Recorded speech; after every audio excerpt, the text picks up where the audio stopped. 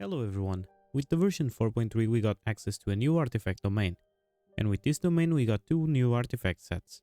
I'm sure most of you don't want to read everything and stay like, I don't understand, so I decided to make this video. My name is dphoenix, and in this video I will let you know if the 4.3 artifact sets are good and who can utilize them. Don't forget to sub to the channel and to like this video. I'm trying my best to keep the videos going, and your support from that side would help me a lot. Hey, have you ever wished to be more comfortable when the subject is wasting your primogems into new characters and weapons? Because sometimes using that wallet to buy new Genesis crystals can be expensive.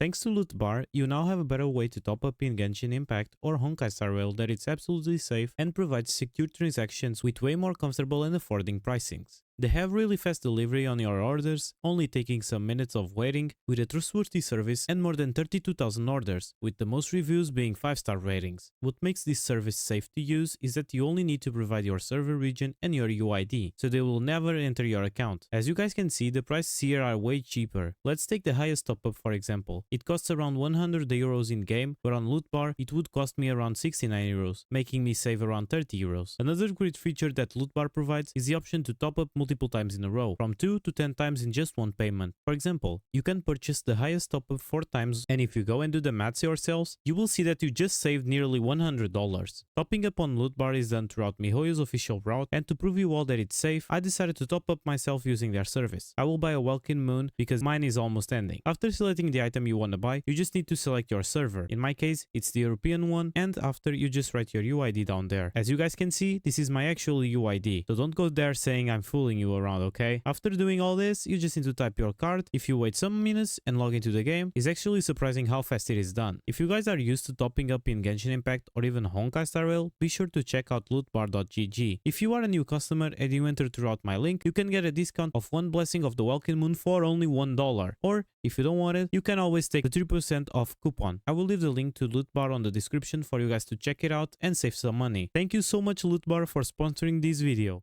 The first set I'm going to mention is a new healing set, Song of Days Past. This new set is focused on being a healing set, just like I mentioned. On the 2-piece, it provides 15% healing bonus, making it universal to basically any healer who uses 2-piece combinations. But most players when read its 4-piece probably get confused, especially because HoYoverse decided to write a whole bible right here. For everyone's sake, I will shortly resume it. On its 4-piece, after the holder of this set heals a character, the total amount healed during the next 6 seconds up to 15,000 HP will translate to an 8% flat damage bonus for 5 hits or 10 seconds for the character on field. So, assuming you would heal the whole 15,000 HP, you would get 60 flat damage bonus after those 5 attacks, basically 1200 per attack. In my opinion, this set is made for healers that don't have a specific passing slot, but in particular healers that have a big amount of healing and with preference on party healing. If you guys notice, this set is pretty similar to the Oceanwood set, but instead of dealing damage based on healing, it buffs the damage of the person off field based on it. This set has a good strength, and that is that it's mostly likely universal to almost every healer, but there are also weaknesses that you might want to know before going all in into this domain. One of its biggest weaknesses, and in my opinion, the one that we can't ignore, is that the buff only comes 6 seconds after one heal occurs. So you would need to wait 6 seconds to start seeing some difference in the damage. So if your DPS doesn't need a lot of time on field, ideally you want to heal in the beginning of the rotation. Something that is not optimal most of the times, because in general, heals are needed in the middle or end of a rotation. And the last weakness of this set is, in my opinion, the damage it provides. A total of 6000 damage per rotation, assuming you are maxing the passive, doesn't look that amazing. Of course, you can have quick rotations, leading to more rotations, so more damage overall. It's like I said, this set is good for healers that don't have a best in slot set. Your healer doesn't like the 4-piece Noblesse because it doesn't do damage with their burst. He doesn't like the 4-piece Tenacity also because their heals don't scale with HP. If any of these options are your case, then this set is a good alternative because it's made for those reasons. After discussing the pros and cons about the healing set, I will also let you know who can use this set, in case you have some pieces and you are thinking on using it. Regarding the 2-piece, every dedicated healer can use it, it's totally universal. And if you pretend on using the 4-piece, I do recommend using it on characters that provide a good amount of healing and with preference on party healing. Baiju, Jean, Barbara, Charlotte, Mika, Sayu, and Yao Yao when she's on her burst. Now that we talked about the first set, let's not talk about the second set. Nighttime Whispers in the Echoing Woods. This new set is the most recent set for Geo characters, with 100% synergy with Navia due to being her best in slot.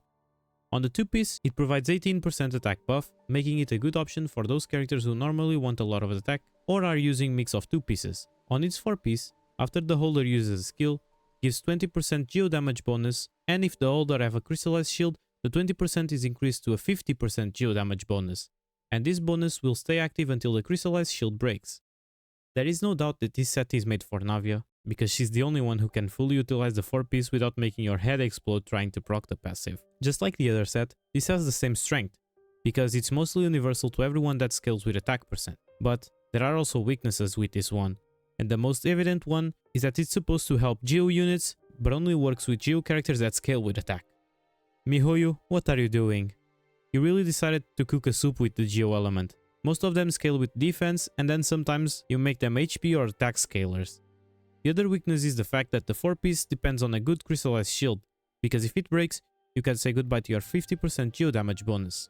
After discussing the pros and cons about the Geo set, it's now time to know who can use this set in case you are thinking about going to farm it. Or, who knows, you are like me and dropped a lot of resin into this domain for your Navia. Regarding the 2-piece, pretty much everyone that scales with attack can use it. If you run out of Gladiator or Shiminawa pieces, and by coincidence have some from this set, those characters can also use it.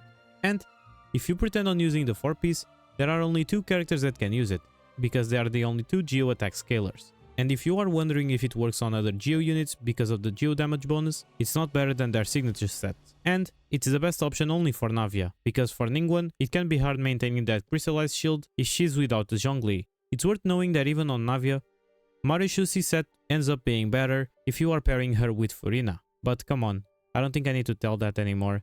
Everyone paired with Furina will get more valuable throughout the Marishusi set. These new sets are for sure pretty niche options, but maybe Hoyo is ahead of us and they will work super well with some future characters. Who knows? In my opinion, even though both these sets have pretty much universal 2 pieces, this domain should not be a priority to farm. You can farm for more efficient domains if you are only looking for 2 pieces. You should only farm this domain if you have a healer without a best in slot set, or if you pretend not to pull or pulled for Navia. If none of these situations is yours, I think it's better for you to stay away from this domain for now, but keep an eye for future characters because maybe they can utilize it. What do you think about this new artifact domain? Is it worth farming? Did I help you understand what the set provides to your characters? Leave your comment down below and don't forget to sub and like this video. My links are down in the description for those who are interested. My name is Dphoenix. Thank you so much for watching this video. It was a pleasure having you from that side, just like always. Bye bye everyone. See you all in the next video. See ya.